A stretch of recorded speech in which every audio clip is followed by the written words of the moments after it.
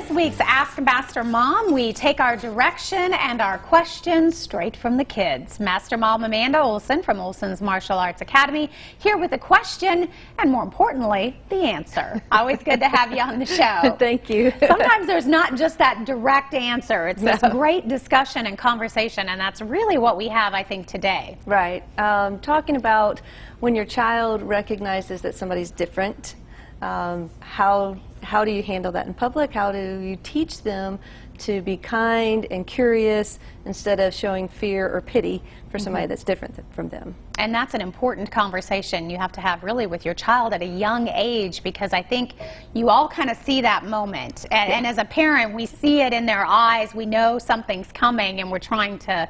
So how can you prepare for something like that? Well, you can start, obviously at a young age, which is very helpful, to prevent any type of awkward situations or a child feeling like they did something wrong.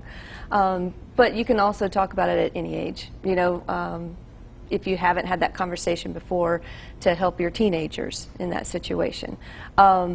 You need to talk to them, show them different pictures of people that are different than them. And it can be all sorts of things, from somebody in a wheelchair, or maybe they are an amputee, maybe they're shorter, taller, and talk about the differences, and not that it's something wrong or needs to be fixed, but acceptance, that that's how they are, and that also take the time to talk about the similarities. What's the same about us and this person, so that it normalizes it. It's not like, oh, they're different, or I should be afraid of that. And sometimes when we're in public, as a parent, we have a young child and they might be staring, or, don't stare, and what that kind of tells a kid is stay away from somebody who's different than me. And it teaches them that that's something to either fear or pity. And so instead, allow the child to be curious, and if the situation's right, ask the person, my child's curious about your wheelchair. Is it okay if they talk to you about that?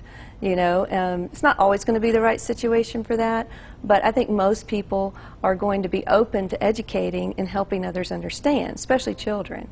The question that I got asked a couple of weeks ago was a little girl, and I was helping her in the martial arts class, and I do have a scar. It's pretty noticeable that you can see in my uniform, and she said, "Is that a scar?"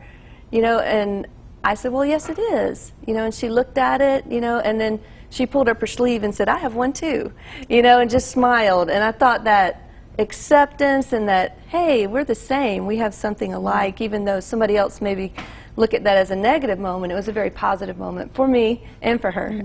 So using those really as teaching moments and taking advantage of that. And you mentioned education, and I think that's so important, especially I think in the society that we are living in, to be able to have those conversations and really open up that dialogue that maybe hasn't been there before. Right, and I think the biggest thing that we can teach our children and those around us is acceptance, and that for them, using words like, let's say a child asks about somebody in a wheelchair, for instance, instead of saying, well, they can't walk, which is a negative way, you can say, well, the wheelchair helps them move around better. And explain to them the muscles in their legs don't work the same as yours, and the wheelchair helps them, instead of, well, they can't walk. And then that gets, that's a negative, sad, pity time, and it's not what that person needs, and it's not what the child needs. So rethinking sort of the way that we communicate, and our kids are so smart. When you have those conversations, it's just amazing at the response. If you let them sort of get out their train of thought, right, it's amazing what they see and how they see the world. That's, they're very perceptive, and they perceive our mood, and if we're showing fear and like, well, they're different, then they're going to think that that's the way they're supposed to feel. So we have to kind of educate them by our own actions. Yeah. It's amazing, as adults, we sort of all need to kind of step back and think about the way we've done things for so long, because that's just how we've come up with our ideas and behaviors. Yeah, or maybe the way we were taught, or we can take this time to educate, increase our own knowledge, and then pass that on to our kids. I mean, for me, and I know for you too, we always want our kids to do better than we have. Yes. And education is a great way to do that. Well, as always, wonderful topic, great discussion. Thank you so much. You're very we'll give welcome. everybody, if you have a question, askmastermom.com. She takes them from adults as well as the kids, Yes, right? absolutely. All right, and you can always find her at Olson's Martial Arts Academy here in Johnson City. We'll be right back. The preceding portion of Daytime Tri-Cities was sponsored by